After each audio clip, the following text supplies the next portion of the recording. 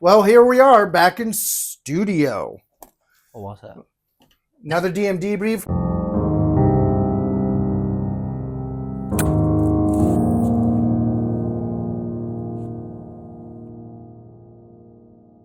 Got Fisvénir in today. Sticking with the episode, everybody's perfectly. We're all not character. What is it? Hold on. Why am I blanking? Method acting. That's it. Method acting. Yeah. Because in the episode we established that you are Fisvénir. You were Fisvénir. He was Nibdrum. Mm-hmm. And I was everyone else. But, book boys.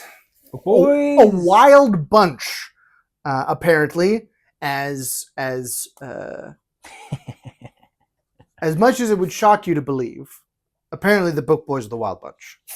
It's supposed to, we settled up in the other one that they are the battle boys. Oh yeah, it's the book boys and the battle boys. Book I think boys it was the and battle battle boys. I think it was battle boys. We went through a couple. So I initially said something else, but that's you can check out Up+Out's DM Debrief for Battle Boys. I forgot to pitch that to Sam, but I'm sure he'd be fine with it being called a Battle Boy. But this is DM Debrief for episode 9.5. Bugs, books, boats, and more books. The episode title. Incredible. I do enjoy my alliteration, as much as it may frustrate some. I don't think it does, but as it could frustrate some people. But I like alliteration. I enjoy having books in there twice. But pushes the book boys home. We finally got you boys back to Rejlaz Rekol. Yeah. Just in time to maybe leave again. We'll get to that in a second. We'll find out. We'll get to that in a second. But we'll start off here. My main question, which I think I expressed some of my reticence at continuing at the table. Why would Fisvénir acquiesce to bivouacking it at this point? What, why did he? Yeah. Why was he like, yeah, we can stay out in the woods? Okay. It had worked so many times before. I think this is both a Fisvénir and a Wyatt thing. Mm-hmm. I think it applies both. Early on, I'm pretty sure the first people to talk to each other was Fisvénir and Nibdrum. Because Nibdrum was trying to get into the gates, and Fisvénir walked up to kind of use the Tower of the Association to get both of them out. Yeah. And from that moment, their relationship was Nibdrum just says something, and Fisvénir goes with it. Really? Okay. Yeah, because at that time he was still quite shy and polite, and just very much of a people pleaser, and being like, I'll go along with whatever you say. And that hasn't changed within that relationship. He's gotten a lot more confident in other ones. Mm-hmm. But when it comes to Nibdrum, he's just this little guy is crazy and unexpected. I don't know what he's going to do next. So whatever it is, I'm just going to go with it. It's like... Okay. Yeah. That is a dangerous road because Will continues to be the loose cannon. Yeah. I think that's why the episode was so wild. Off the rails almost immediately. From how I had set it up in the previous one, which is it's fine. We had fun. It was a blast. I will remember to moderate my rolls on the encounters chart to match the number of people. Yeah, that's right. We did it. We're fine. You made it through. You made it through, and it really just came down to all those failed the dexterity saving throws on the bugs. Your burning hands did a lot of damage. What can I say? A lot of failed saving throws. Luckily, they were just swarms of bugs. So, by the way, shout out to Emily, which is at Artful Emily, EMALEE, I believe, on Instagram. I don't know, but that was very impressive. Artful Emily Studios, I believe, is her Instagram. It's linked at the bottom of the episode itself. But she came out with our thumbnail for this one, our custom thumbnail. Really slick looking. Looks real good out there. So drop her a follow on Instagram. I think she'll be probably posting those as she comes out with those. Hopefully. And maybe we can go back and get some for the previous ones, but I don't want to put too much on our plate. That's beside the point. Now, following that, getting to U-Coil, going to Books for Your Pleasure, meeting Heyroish. You, or Fisvénir, had a sudden interest in herbology or apothecaryism. Apothecary sciences, maybe, is the best way to put it. Plants. Is that more of a selfish self-preservation thing, or is it a way to him maybe be a little bit more resilient out in the wild since he's kind of been taken along for the ride so much? I think I like to imagine, and I think I briefly mentioned this in the episode, I assume the Towers has some sort of plant thing, even if it's like a small garden or a greenhouse. Well, just for that specifically, I'm so glad to be back at my map. Towers of Rudalen here. The territory all to the south of them in this is just like heavy wooded territory. I mean, they're in the winter woodlands. It's called that for a reason. Yeah. It's like there's outposts sort of within the wood itself. So most of it is pretty clear. A lot of conifers. More deciduous, actually, I think, for the most part. I mean, as you get more northern up here to the list. Okay, so I'm imagining more like, I could be way off, like the Rift and Skyrim. Is that closer? It's I'm thinking of it more of like the deciduous forests of the northern United States, Midwestern deciduous forests. Like, gotcha. Back in they say that a squirrel could go from East Coast to the Mississippi River without ever touching the ground. Like when Europeans first came over here. I forgot what deciduous meant, but yes, deciduous. They turn color and fall in the wintertime. Yeah. So there would be more up in the top where it's less hospitable. I mean, there's a dotted line along here where actually I believe I say in part 1 of the novel that where the tree lines end and you get more into like pure tundra, that's where the winter woodlands technically is. But there's not a firm line here because this is technically all winter woodland territory, like under their jurisdiction. Yeah. But they don't claim it at this point. Okay. Because it's not fun to be there. Yeah. It's like harsh winter land, even more harsh winter lands. Like it's pack ice. Up here, this is all pack ice. Again, I don't know if it ever fully thaws. I haven't. Some of it, I know that like over here, it definitely does it. All this area on the northern Kashars. But yeah, there's certainly a lot of climatized gardens and things of that sort. I mean, with arcane sciences being a major part of the Towers, they are able to like make rooms that are specific biomes and like cultivate interesting plants there. But yeah, I definitely think that his sudden interest in like herbology or whatever we would like to call it, I think he like occasionally would hop down to the gardens like once every couple of months, like very rarely, just to like, I don't know, maybe a change of pace, maybe he's got to pick up some herbs he needs or something. And like, I'm imagining that after nearly dying 3 times, he's gotten to the point where he's like, okay, this is going to keep happening. I need to do something to stop or to like help me not hurt so much. If I'm not at the Towers, I am in danger. Exactly. So I need to figure out how to not die. Yeah. So I think he's kind of like early days. I think he was very much like, I'm on an adventure. This is a temporary thing. It's exciting. I'm learning new things while I'm out here. And now he's gotten to the point where he's like, I don't know how long I'm not going to be at the Towers. I need to start like being a bit more careful about what I do. So I think he's kind of like less open-eyed and naive about like what's going on and more reserved and like trying to call back on what he knows to help him not die. So it is technically the more selfish avenue of it. Like, this is for me, and if it helps others, that's great.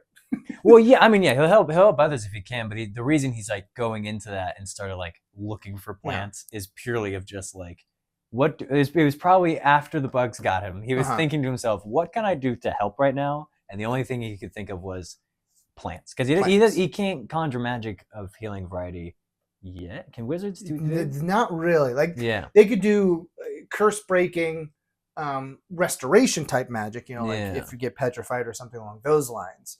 But can they? Yeah, they can do a remove curse. They can do a remove. But as far as actual healing, aside from like the level of, I don't think they can even do true resurrection.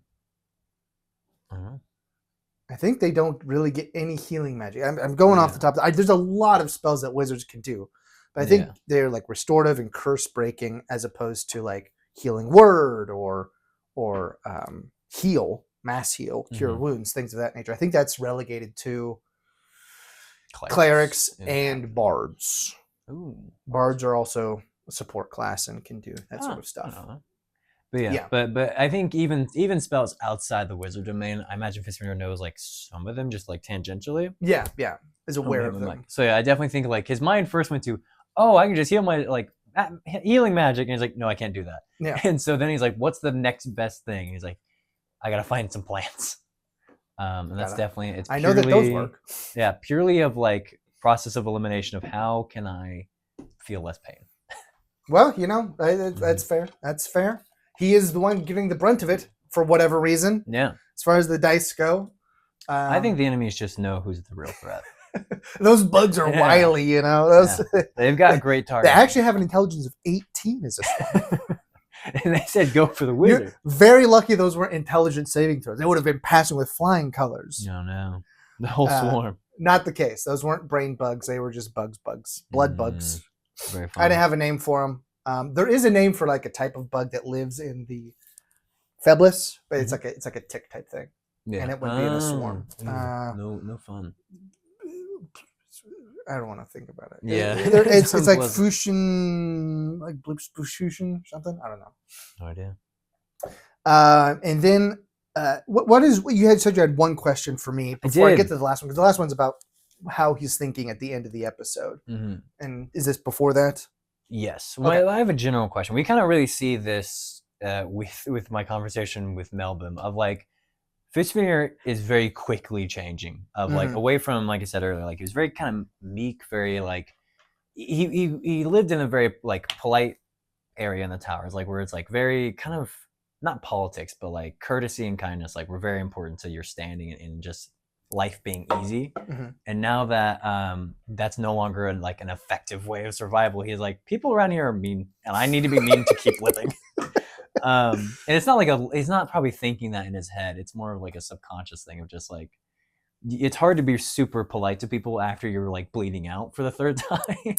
Yeah, there's a lot fewer masks out in the world. Yeah. So my question to you is like, do you think that Fisvénir's like shift away from this very polite kind of kind personality to a bit more confident and a bit more, I don't want to say demanding, but more confident, I think is the right way. Do you think it's happening too fast, or is it happening too fast? He's a smart guy, right? Mm-hmm. So with it being a subconscious sort of thing, I mean, it makes sense to me that like he can just make the choice, right? Yeah. And also coming from his backstory, you could certainly push back on this, but like you said it. I mean, he hasn't ever needed really to impose himself in a situation. He hasn't really ever needed anything. Yeah. Right? Like he didn't go to the War of the Breach because he wasn't good enough. It wasn't that he would have, that was the thing he would have wanted to do, but it was sort of a mutual decision that like, I can't do anything. So maybe you just kind of stick around the towers, bruv. Yeah. Someone's got to like write the papers down. Yeah, someone's got to process all of our casualty reports. Yeah, that was me. I was working on the home front.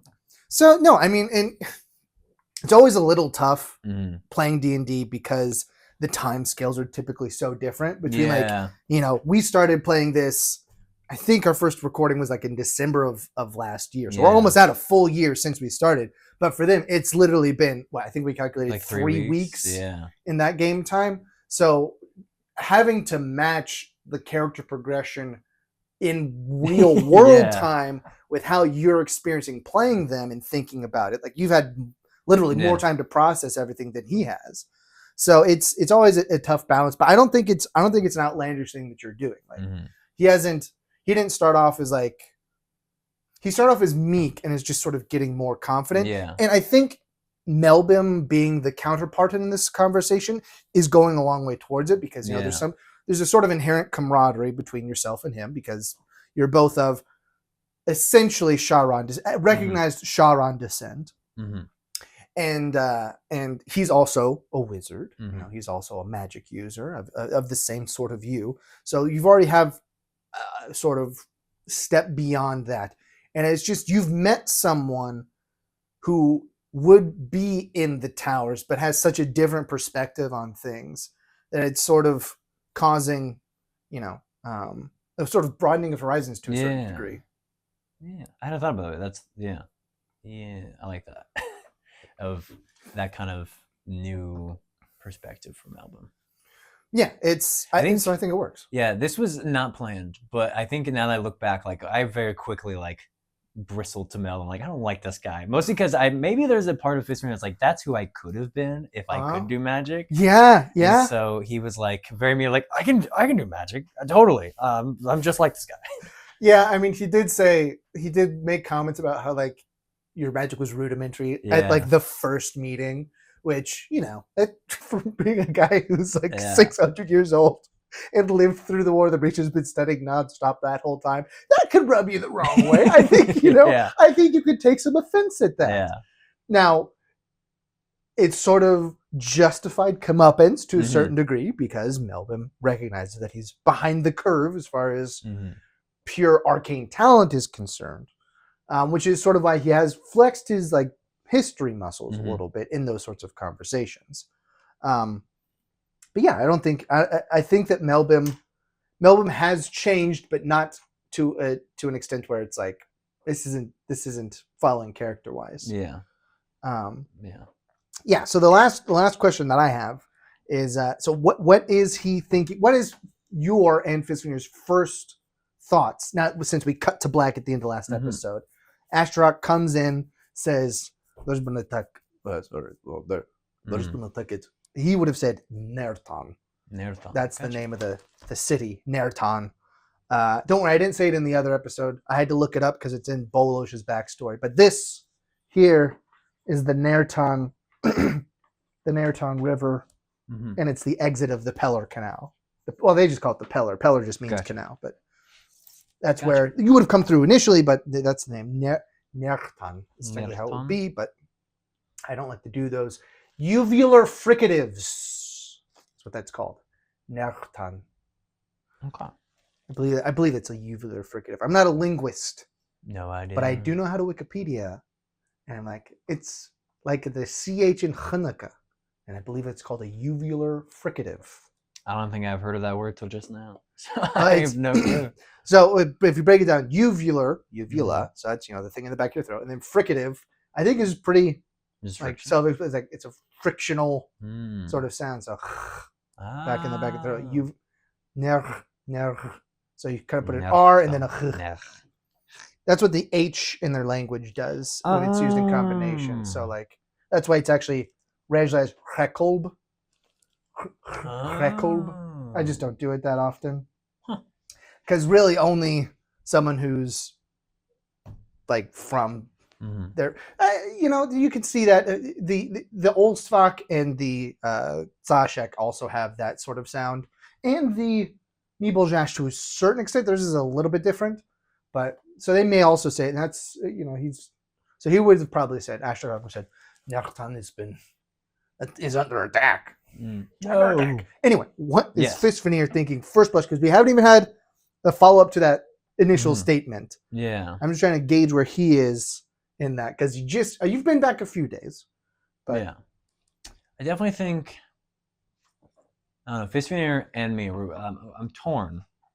Because part of like what we've been doing here is, helping the king to, whatever needs doing, figuring out, getting to the bottom of what's going on. And then now another city's under attack. Like clearly this is most likely related.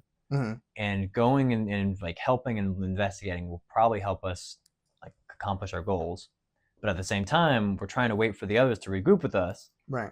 And we have no way of knowing if they were still in the city when it came under attack. Because if we go to like help the city and they're coming to us, we just pass by each other, 2 ships in the night. And it's like, wow. So I think Fisvénir is probably definitely torn of like wanting to go help and to find out more what's going on, but also not wanting to abandon the task they're already doing, which is like waiting for the others to regroup to like report back to the king.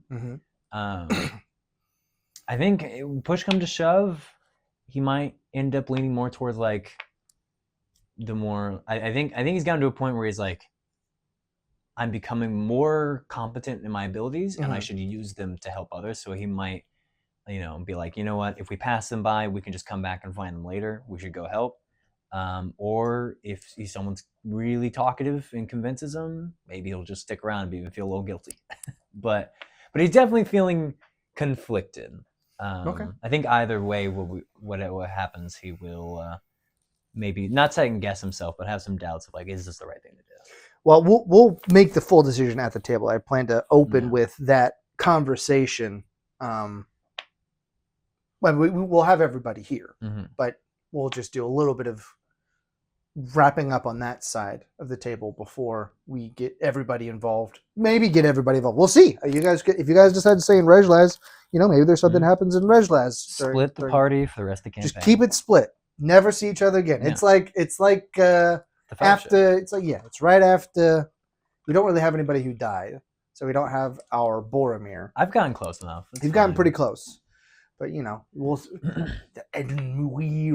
send somebody up the stairs and across that, and then we already got Bjorn has to get made king, I guess, in the end. Yeah. Because that's what's got to happen. Yeah. We got a whole Return of the King. It's not a 1-to-1 overlapping of the Fellowship of the Ring with the Lord of the Rings with this campaign. No one's even got a ring. You guys sold your ring. We had a ring. You sold the ring. Why did you remind me? I still feel so bad about that. That's all right. I mean, it's. Where did I even get that ring from? I don't even remember.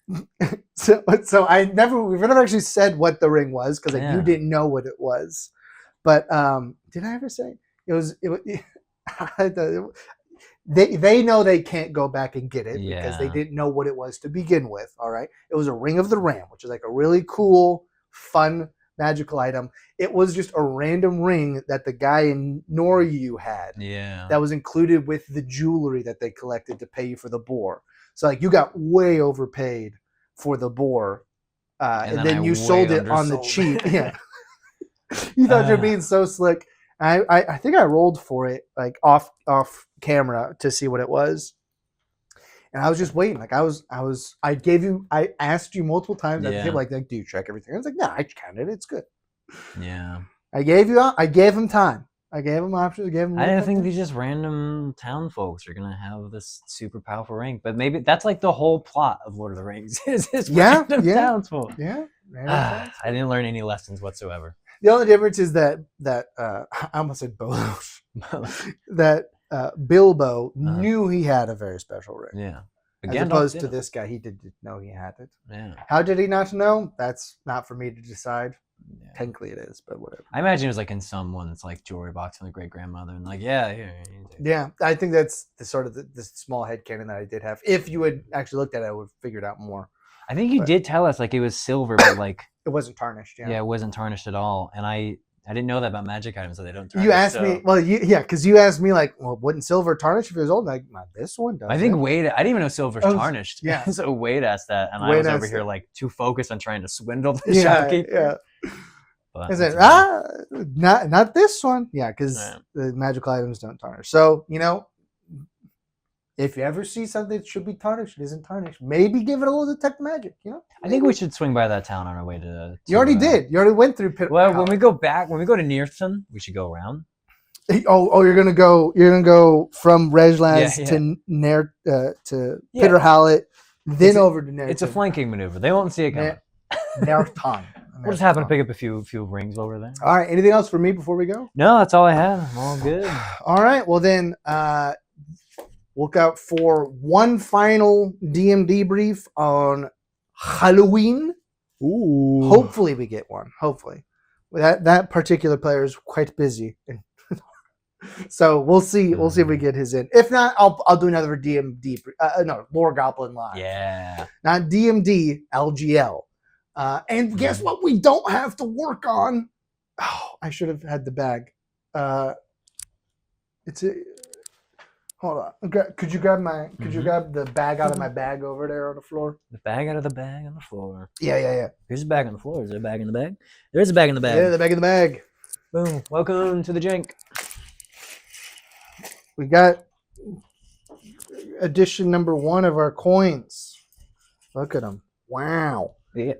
These won't be the ones we actually use because the print didn't come out great, so I have to redesign them a little bit. But since we're done with that, I don't have to do that. I have to figure out what should I do for my Lore Goblin Live. I have to think about it. This is super self-serving, but you should figure out where the book is. I did think about doing that, but I didn't want that problem with that is I don't want you to see that necessarily to be able to get that information outside the table. That's smart. So I was thinking more like maybe I just do like a deep dive on each of the races as we go through, and sort of do like what would be considered somewhat general knowledge of each of those. Yeah, that'd be good. And just be me giving a history lecture for like who knows how long. You should have a quiz at the end. I'll prepare a slideshow. Yeah. I've got a green screen now, so I'll be able to do like a slideshow and do all that sorts of stuff. Very exciting. Interesting, maybe interesting. I don't know. You have to tell me. And I'll be answering questions. If you go into the chat and ask me a question, if it's not vital secret information, I'll probably answer it. All right. Regardless, this is the end of this episode. So make sure you like and subscribe and go over to upandoutshow.substack.com to get full video for everything. I won't say that at the moment. And before we go, in the comments below, I want you to say if you think Fisvénir is going to get close to dying again in the next episode, because we're going into maybe a battle. We'll do a poll. We'll do a poll in the comments. Will Fisvénir be knocked down to single-digit health? Oh, that's almost guaranteed. I mean, that's probably almost guaranteed. That's an easy bet. You didn't technically get knocked unconscious in the last one. Yeah. But you would have if things had not died. Yeah, within one hit, if I get, single digit is probably the easiest way to do it. Under 5. Sub 5 hit points. So and to remind you, I'm at 21 total. So it's so it's like one swing of a club. And 11 AC. So yeah. I think we'll see what happens at the table. I've got several different avenues that we can go down for it. And, maybe you'll find one that I think is good enough that I deviate from whatever I had planned anyways. So, whatever. Bye. Bye. Very fun.